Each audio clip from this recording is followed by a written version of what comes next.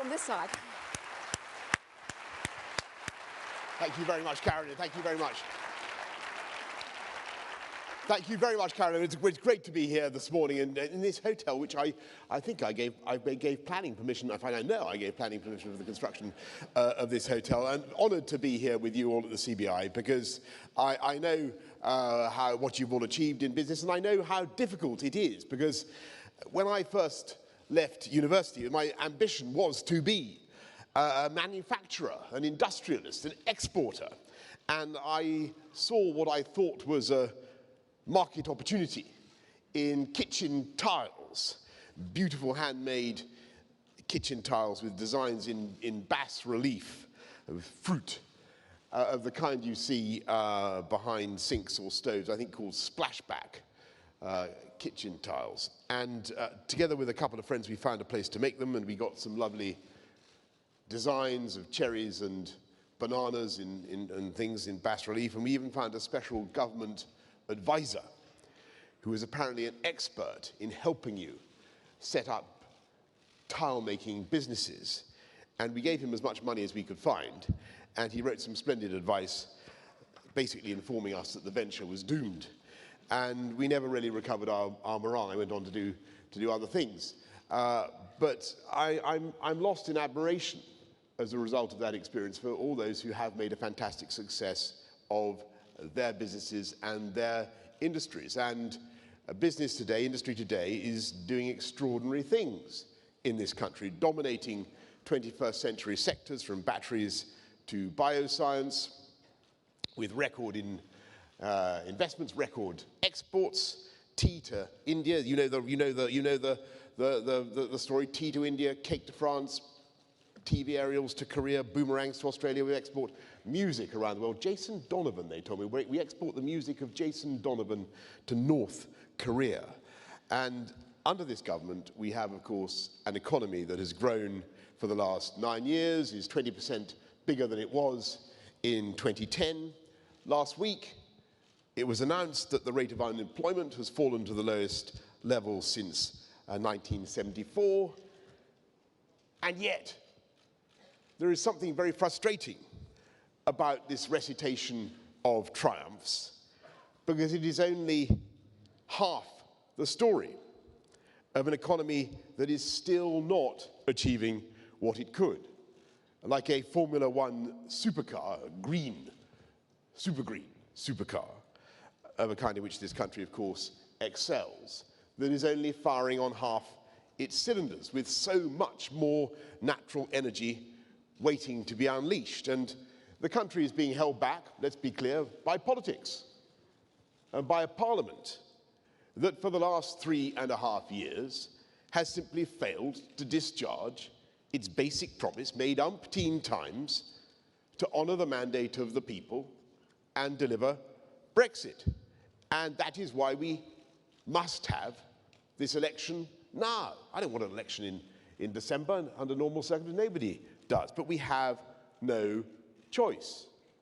We must get Brexit done. We have to clear this parliamentary blockage in this dino rod election, because we are, first of all, we're Democrats. There are millions of people who want to get Brexit done because they voted leave and they believe that the EU has evolved very substantially away from what people voted for in 1975. And then there are also huge numbers of people who may have voted Remain, and I include distinguished luminaries of the CBI amongst them, but who just want to respect the result of the referendum. And after 3.5 years, they think, we think, I think, it's time for the paralysis to end. And we have to get Brexit done because it's the best thing for our national mood and the best thing to take our country forward. And by the way, it's the best thing for the economy, because the worst thing now is the continuing economic uncertainty. People waiting to take on new staff or invest in property or just to invest in this country.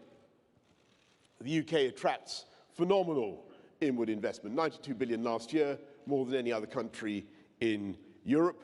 But there's now a pent-up tidal wave of investment that could come to this country from people who see all our natural advantages. Great time zone, fantastic skills, the right language, greatest universities on earth. And I know you'll have to forgive me for making political points in this speech. I wouldn't intrude or be quite so political in the sanctity of a CBI speech, but this is an election campaign, ladies and gentlemen, so I've got to make no bones about it. One of the advantages of voting Conservative in this election is that we can and will get it done, and get it done in a matter of weeks. We have a deal that is ready to go. Just add hot water, stir in pot. It's there. The sceptics said that it couldn't be done, and they were wrong. They said we'd never get a great new deal of the kind that we have got. This deal allows us to maximise all the opportunities of Brexit, from free ports to free trade deals, from cutting VAT on tampons to banning the cruel export of live animals. We can do exactly what we promised, take back control of our money, our borders and our laws, and we can take back control of our immigration system and decide democratically who gets here in the interests of the UK economy and of every sector of UK industry and manufacturing. And of course, what this deal does is it gives, which is I think what everybody wanted in particular, certainly what I was trying to achieve, is it gives business complete stability and certainty about the arrangements that we have with our friends and partners in the EU as we make the transition in January, as we come out in January. And as I say, the best thing of all is it is done. It's the Blue Peter deal. Here's one I made earlier. And by the way, it has the support, just in case you're interested about the political backing for this deal, it has the support, the explicit support of every one of the 635 Conservative candidates at this election. Every one. And I hope the implications of that are clear to you for what I hope will happen in Parliament in just a few weeks. So all we need is 9 more seats, and we can deliver Brexit in January. If we get a working majority, we can get Parliament working for you, and we can then unleash the potential of the whole country and get on with our one nation Conservative agenda. And before I get on to that, I don't want to cast unnecessary aspersions on your next guest, but there is only one, forgive me, this is an election campaign. There is only one alternative to that one nation Conservative government that gets Brexit done, and that is a Corbyn-Sturgeon coalition. And what would Mr. Corbyn do if the Corbyn-Sturgeon coalition were actually to form a government? The only hard fact that has swum like flotsam from the Bermuda Triangle of Labour's Brexit policy is that they want more delay. More delay, turning 2020 into a year of 2 referendums. One on Scotland, which Nicola Sturgeon has repeatedly confirmed is the price that she will exact for her support. We don't know, by the way, what Jeremy Corbyn's position is on a referendum on the union with Scotland. Does he want to protect that union, or would he join Nicola Sturgeon in trying to break up the most successful political partnership of the last 300 years? I don't know. Who knows? Perhaps you could ask him. As for his position, Andrew Marr didn't have much luck. As for his position on the EU, it is positively mind-boggling. He wants to negotiate a new deal, at least spend another 3 months, another 3-month extension negotiating a new deal, and then he wants to spend a further 6 months asking the public to vote on his new deal in yet another toxic and divisive referendum campaign. And we don't even know what his own position will be. Will he actually campaign against his own deal? Will he try in the final reel to destroy his own contraption, like Alec Guinness blowing up the bridge he's built in Bridge on the River Kwai? Or will he urge his Labour colleagues to vote against his incomprehensible text, like the dying Virgil urging his friends to burn the Aeneid? Okay, slightly literary allusion there, but You know what I'm driving at? It's a mystery. Is he for leave? Is he for remain? Nobody knows. And one thing is clear. The Sturgeon-Corbyn alliance would consign this country to months, if not years, of dither, delay, discord, and division. And with every month of pointless delay insisted on by Jeremy Corbyn and the Labour Party, it's costing our country an extra £1 billion for nothing. We need to get Brexit done. We need to get Brexit done to end the uncertainty so that we, One Nation Conservatives, can get on with our programme of uniting and levelling up the country across the whole UK. Because if the potential of our country is enormous, then so is the injustice. Because there are some regions of our country that are now 50% less productive than London. I was proud to be mayor of this city for 8 years. It's the most productive region in the whole of Europe by some measurements. There are some parts of the country where people's lives are a decade shorter than elsewhere, where educational outcomes are vastly different. Now imagine if we could change that. Imagine if every child in this country had the same start, had the same encouragement at the beginning of their lives. Think of all the untapped talent in our country. I absolutely passionately believe that around this amazing country, talent, genius, flair are evenly distributed, but opportunity is unevenly distributed. And the answers to that problem, that fundamental injustice, are within our grasp. And our ambition is to unlock the whole of the nation's potential through three things: better infrastructure, better education, and technology. Not just to close the opportunity gap between rich and poor, but also between the regions of the country. And by analogy, you may remember what happened in London over the 8 years in which we were running it. We invested massively in transport infrastructure. There was a fantastic London Challenge education programme. Regions of the city, areas of the city that had been left behind, were able to participate in the growth and prosperity of the whole city. And you saw a contraction in the gap between rich and poor, you saw an increase in life expectancy in the poorest groups, and you saw a huge increase in their incomes as they were able to use mass transit to get to the opportunity areas. That's what we did in London, and that is what we want to do, loosely speaking, throughout the country. We think we can close both those gaps at once, not by decapitating the tall poppies, but by spreading equality of opportunity, giving everybody the same freedoms. And the first and most important is everybody should be able to walk the streets free from the fear of crime. And we need to stop our kids from being sucked into the county lines drugs gangs. We need safer streets. We need proper punishments for serious offences.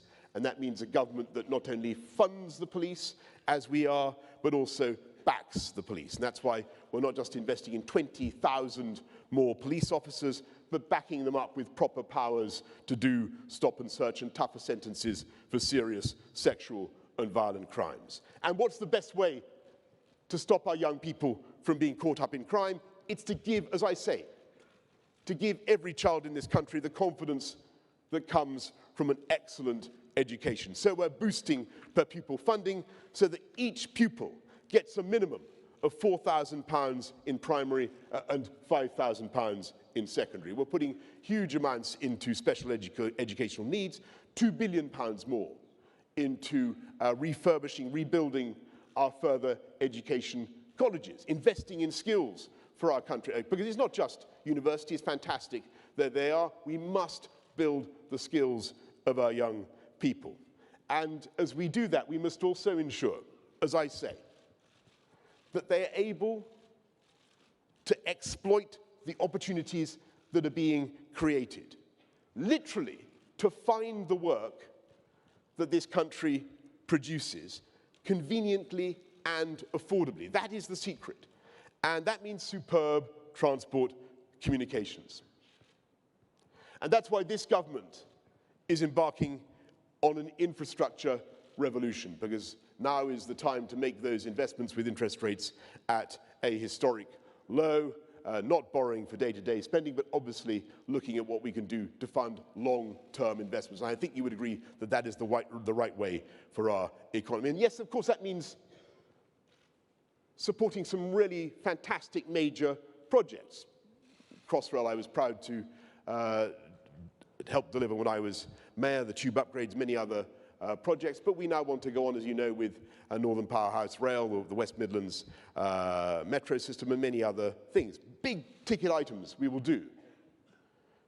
But it also means investing in the simple improvements that I think so many people and businesses have been craving in transportation, modernizing roads and junctions that have become bottlenecks and sources of massive local frustration and economic inefficiency, putting in better bus services, which can make all the difference to towns and villages and rural communities, better cycleways across the whole country.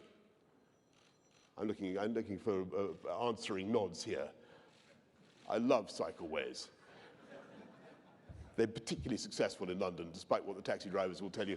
They're wonderful things. We need better cycleways. And there's somebody nodding.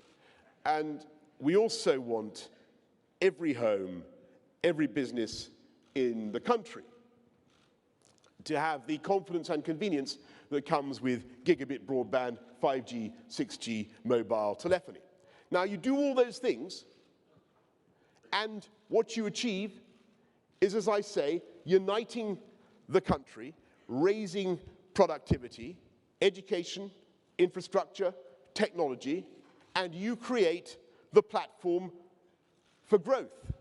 And if you create the platform for growth as government, as a one-nation conservative government, the market responds in two vital ways. If you have good transport and safe environment and good schools, then suddenly, as we found in London, here in Greenwich and elsewhere, the market will find that it can build thousands more homes on brownfield sites, superb, affordable homes, giving young people the chance to have the keys to their own property, which every survey continues to show is one of our most fundamental human instincts, and we will help with the expansion of part-by-part rent schemes to get people onto the housing ladder.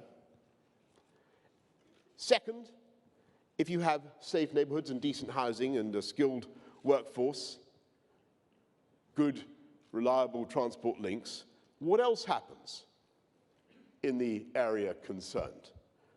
You get business investment. You get confidence coming back into the areas that have felt left behind and who spoke, by the way, in that 2016 vote to leave the EU. You get jobs, and that is why you get regeneration. And that is why I think this country needs a government that believes in business and understands the vital importance of wealth creation, the need to support business large and small, family business, cutting business rates. There have been 1.3 million businesses created since 2010 in this country. And Napoleon said we were a nation of shopkeepers. He was right. There have been more businesses created in this country than in France and Germany combined, and since 2010. And that is the balance and the symmetry of what I am proposing and what we are proposing with One Nation conservatism. That's what we want to do. It's a balance between fantastic public services and a strong, dynamic market economy. And I say, when people get up at the crack of dawn to get their business ready, when people take out a mortgage for a new venture, when people have the guts to put a new product on the market, we don't sneer at them, we cheer for them.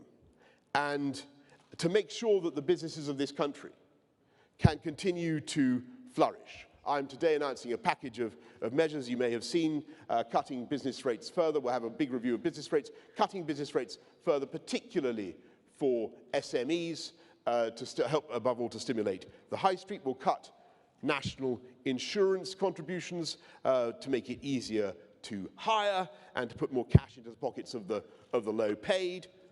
we will increase the reliefs for new buildings that businesses need, and this government will double, in order to help businesses innovate, this government will double funding for research and development to £18 billion in the next Parliament, the biggest ever increase in support for R&D. And we proudly back business across this country because we understand that it is they, you, who are creating the wealth that actually pays for the NHS.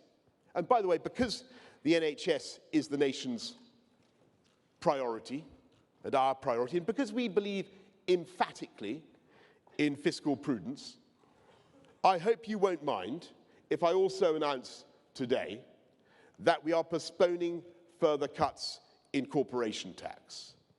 And before you storm the stage and protest,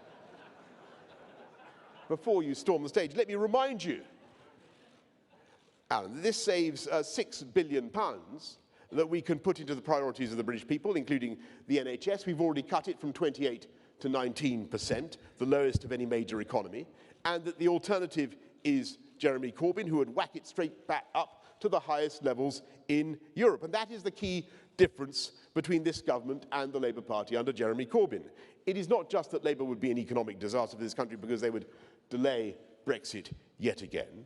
They would simultaneously wreck this economy with a £1.2 trillion spending splurge that would be instantly rejected by the markets, that would massively increase not just this country's debt, but the cost of our debt, jeopardising the government's balance sheet and ability to make future investments. And to pay for it, they would put up taxes on every household in the... Have a seat for a second. I'll be right with you. I'll be right with you.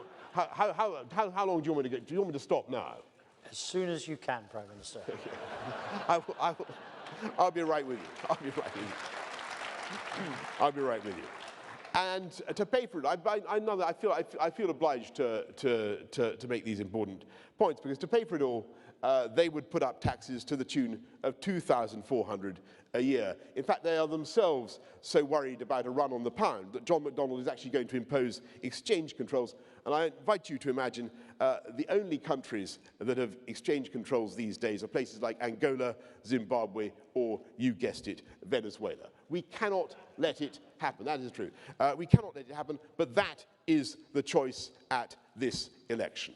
You can come with us and have a government that backs our armed forces as a power for good around the world. You can have Jeremy Corbyn, who has said he wants to scrap them. You can come with us and support police in their fight against crime, particularly against knife crime, or go with Corbyn and the Labour Party, who say that stop and search is inappropriate and oppressive. We want higher wages and higher skills. Corbynomics means higher taxes for everyone. And as I say, we know that the only way that we can have the investments that we need in our NHS and in fantastic public services is to have a strong and dynamic market economy.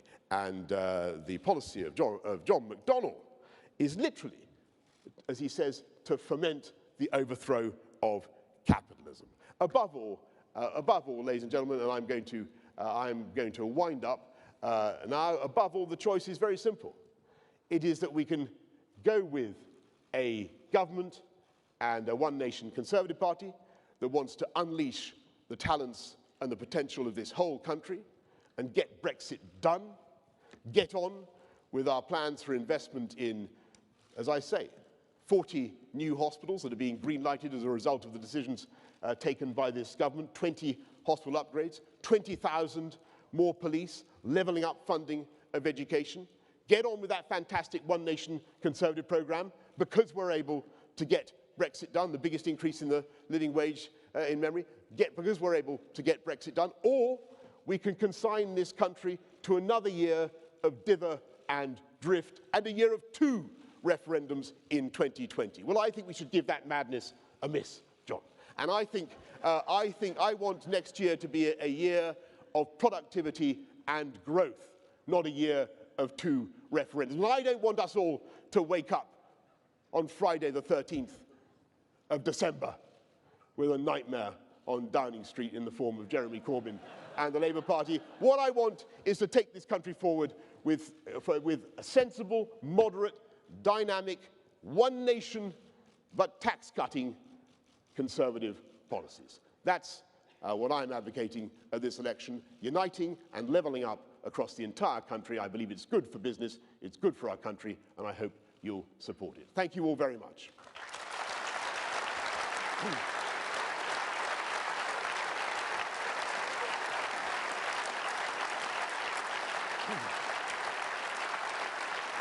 Now, we've got a few minutes for questions. First of all, we're going to take some media questions, which the Prime Minister will manage, and then we'll take some questions from the hall. But we've only got about 15 minutes in total, so please keep the questions brief. Prime Minister. Well, thank you very much, John. And forgive me, by the way, I thought I had a while to go, but it was obviously the bit where I came to the thing about postponing the cut on corporation tax that caused you to. I just think it. I hope you will understand that it is the sensible, it is the fiscally responsible thing to do at the present time. It doesn't mean that we are in any way averse to reducing taxes on businesses, as I'm sure you understand. I'm going to go to Simon Jack of the BBC, then Sam Coates of Sky, and John Stevens of the Daily Mail. Thank you, Prime Minister. Getting Brexit done, as you've promised, includes concluding a deal, a trade deal with the EU by next December, unless you choose to ask for more time by the end of June. Will you do that if necessary? Can you guarantee to this audience that the UK will never leave the EU without a deal? Well, yes. And just one, if I could also just add one corollary question. Yes. Would you encourage His Royal Highness the Duke of York to cooperate with US authorities about his knowledge of the activities of the late? Okay, well, yeah, good, nice try there, Simon. On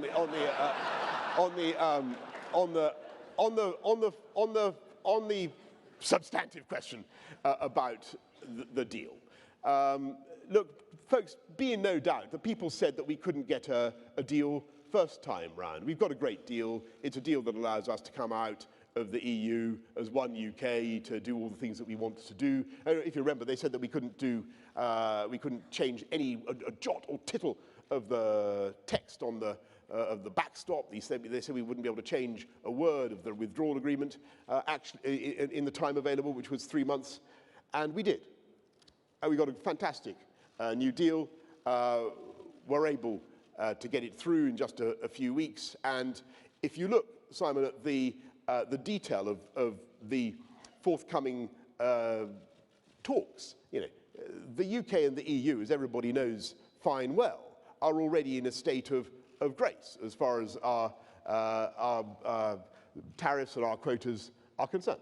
We are in a state of perfect alignment and harmony. There is no other trade negotiation the EU has ever embarked upon with a third country where that has been the case. So I think we're off to a flying start. I see absolutely no reason why we should not get it done in the time available. And Sam Coates of Sky. Prime Minister Sam Coates, Sky News. CBI leaders disagree with you on your approach and your goals of Brexit and on your plan for immigration. If they, the CBI, worry that you're wrong on the biggest questions about our economy, how can you put to bed lingering suspicions that you just think you can F Brexit, F business? Or do you think that the CBI doesn't represent the true voice of business? And one more thing, did you share the nation's incredulity about Prince Andrew's account of his own behaviour? And as principal advisor to the Queen, what would you recommend she does about Prince Andrew? Can I say, I don't think we are at different on immigration, because your plan can be made.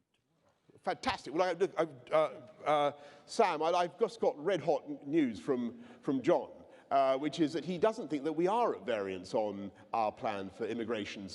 And by the way, I think that, look, I have the highest regard for the CBI and have spoken at many CBI conferences over many, many years, and I think you do a fantastic job. All I can say is that we will make sure that we already have a deal that I think protects the needs of British business and industry. And on immigration, remember, Sam, the how we used to do it in London. I believe in having a society and a country that is open to talent. I can see the merits of doing that. We all see it in our everyday lives. But you also need democratic control. That's all we're saying.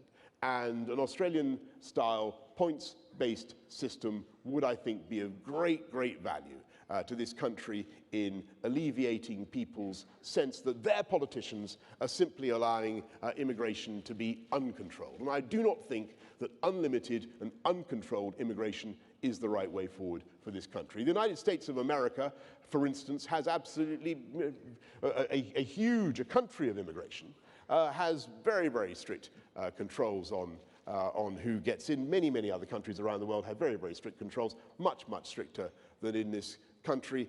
We should be democratically accountable for our immigration policies. We should have control, but of course, we should ensure that sectors across the economy are able to continue to attract talent, and that is what we're going to do. And as for your other question, again, I don't. If you'll forgive me, I won't get dragged into commentary about matters concerning the royal family, if that's all right. John Stevens of the Daily Mail.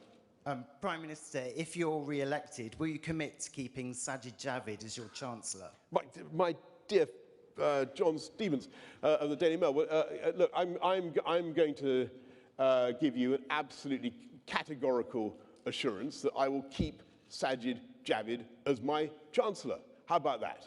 Well, and I think he's a great guy, and I think he's doing a fantastic job, and I'm proud to count him as a colleague. I'd be grateful, however, if you know, I don't have. Can we have not endless questions about the personnel at the top of the Tory party? I don't think I want to answer exhaustively about absolutely everybody.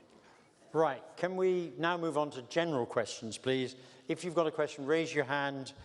You should get a paddle and a microphone, and then please state who you are and who you're representing, and please no questions on the royal family. That gets tedious after a while. Number one over there, I think. Can we have that first question, please, for the Prime Minister? Hi, I'm Laura McCann, and I'm from Advance, which is the third largest software company here in the UK. Luckily and inspiringly, we actually have 30% of females on our board. However, as Caroline Fairbairn said, that isn't the case for many businesses across the country. And I was just wondering if you have any particular plans that you're going to build into policy to try and rectify that diversity, because as a young person looking ahead at my career, I would like reasons to stay in this country.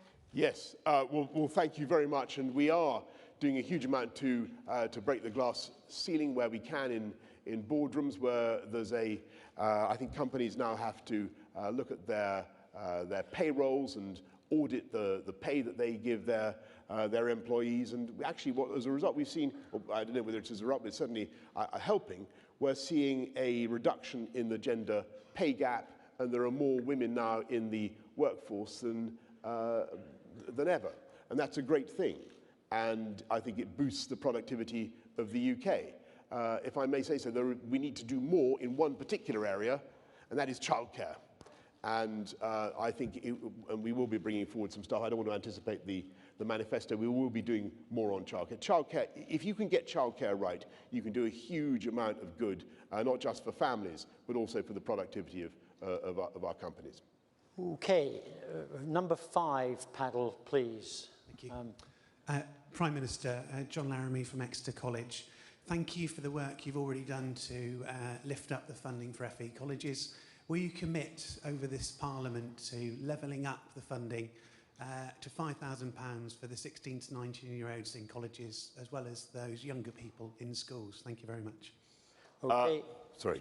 Please. Go on. John, I will take that away. I'm not certain that we're not already doing that, but I will come back to you on that if I may. And finally, I think final George McIntosh down here. George, do you want to wait for a microphone's on its way? Thank you. George McIntosh, Chairman of the CBI's SME Council. Prime Minister, will you protect the interests of the innovators and entrepreneurs in this country by holding on to entrepreneurs' relief? George, I'm not going to make any more fiscal commitments at this stage, if that's all right. We've got lots of tax cuts and lots of ways we want to support entrepreneurs, but I'll certainly register your interest, your point with the Chancellor.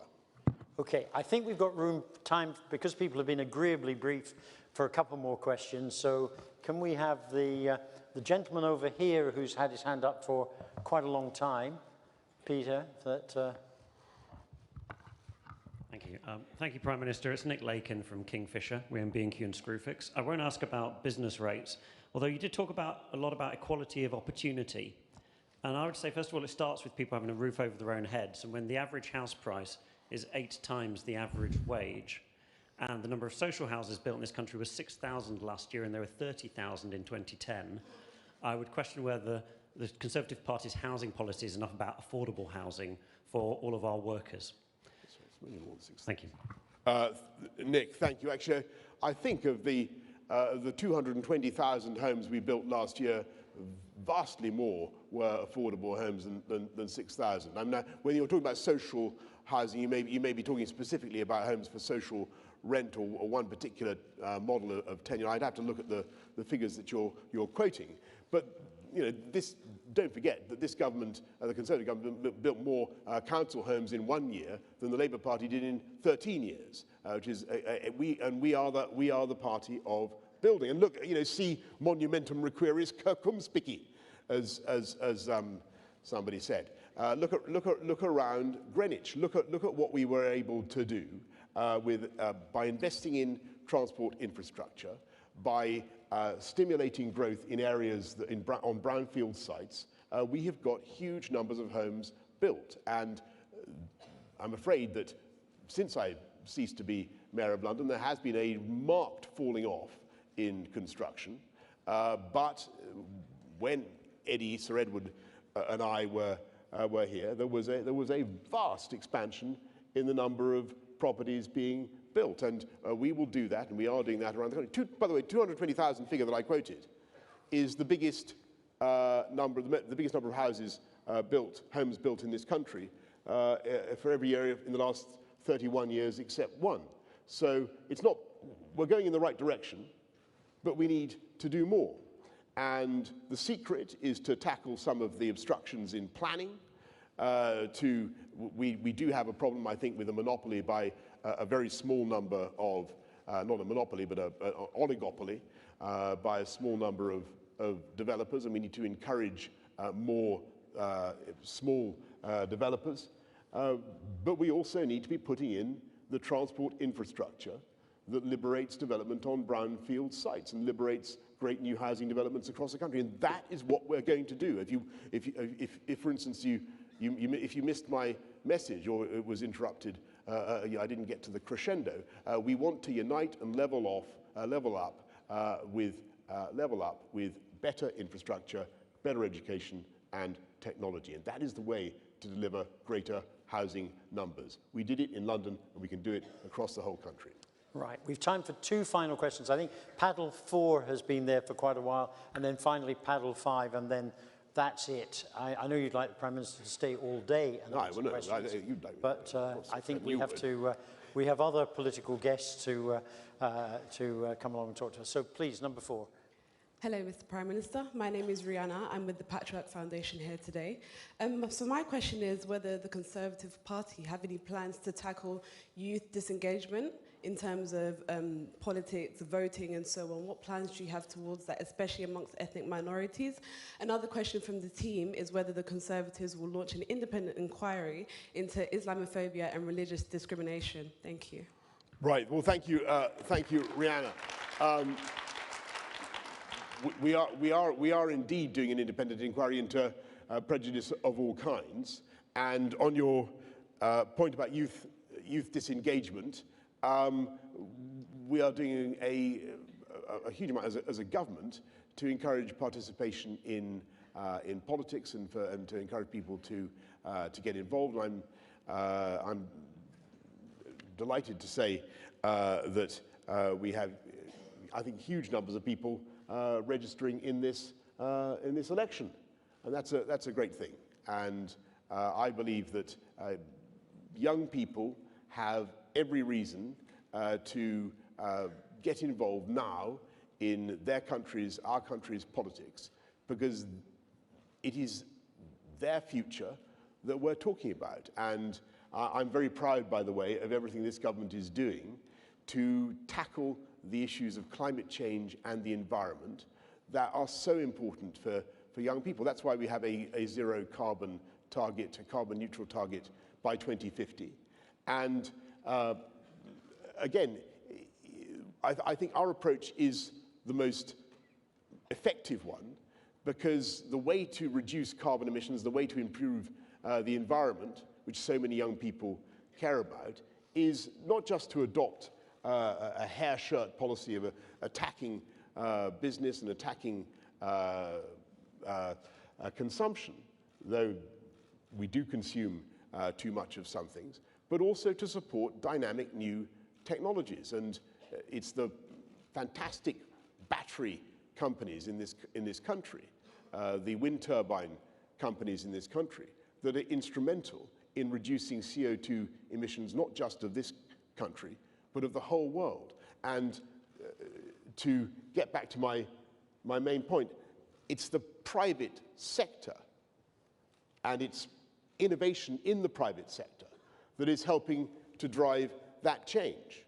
And we would not be able to tackle climate change if it were not for the engagement of business and the engagement of companies like your own. So that's why we also, it's precisely because we care about the environment that we also want a strong and innovative economy. And that is a point I would also make to young people. I think we're going to have to finish. I'm sorry to disappoint the person I thought would be the last speaker, but what I would say is, if anybody has questions they'd like to feed into the Prime Minister, feed them into the CBI via our sort of policy desk over there. We'll make sure the Prime Minister gets them in, and I'm sure he'll respond to them. Now, I think many thanks to you for joining us here and sharing your views. This is a really crucial time in our country's history and development, Prime Minister, and I think we should show our appreciation to you for taking the time to come and see us. Thank you. Thank you. Thank you. Thank you. Thank you.